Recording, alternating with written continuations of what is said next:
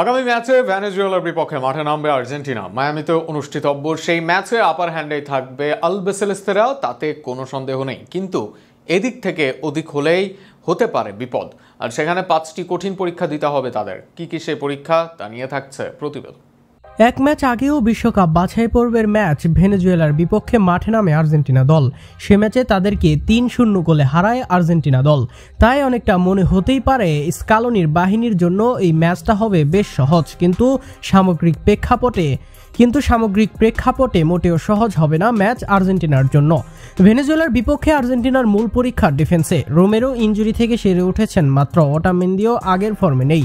Right ব্যাকেও দলের স্থায়ী option নেই। আবার আর্জেন্টিনার সেন্টার ব্যাকে দলে ডিফেন্সে নিয়মিত হচ্ছে না জুটি। সব মিলিয়ে ডিফেন্সে মাথা ব্যথার জায়গা হতে পারে আর্জেন্টিনার জন্য।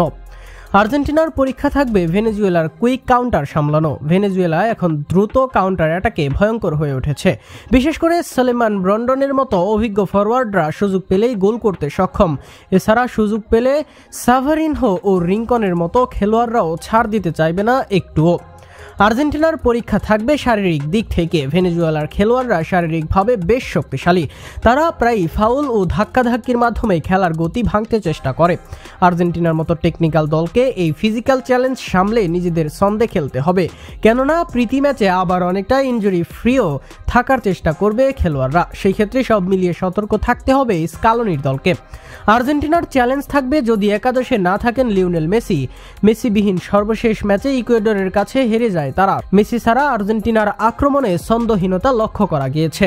সেক্ষেত্রে মেসি ছাড়া মাঝে মাঝে ব্যক্তিগত নৈপুণ্যে ম্যাচ বের করতে পারলেও খেলার ধরনে ছিল কমতি। তাই শেষ পর্যন্ত লিওনেল মেসি না থাকেন, তবে সুযোগ কাজে লাগাতে চাইবে ভেনেজুয়েলা দল। ভেনেজুয়েলা সাধারণত ডিফেন্সে ঘন ঘন ব্লক তৈরি করে, ফলে পরিষ্কার গোলের সুযোগ কম পাওয়া যায়। তা কাজে লাগানোই হবে ম্যাচ নির্ধারক। লাউতারো মার্টিনেজ ও আলভারেজদের ফিনিশিং দক্ষতা এখানে বড় পার্থক্য গড়ে দিতে পারে। আর যদি একাধিক সহজ সুযোগ হারায় আর্জেন্টিনা দল, তবে জয় ভিন্ন অন্য ফল আসার সম্ভাবনাই বেশি তাদের জন্য। সব মিলিয়ে এইসব চ্যালেঞ্জের পরও ফেভারিটের নাম আর্জেন্টিনা। তবে এইসব চ্যালেঞ্জ মনে করিয়ে দেওয়া ফেভারিট হলেও হেসে খেলে জয় পাওয়ার অবস্থা না হবার সম্ভাবনাই বেশি আর্জেন্টিনার।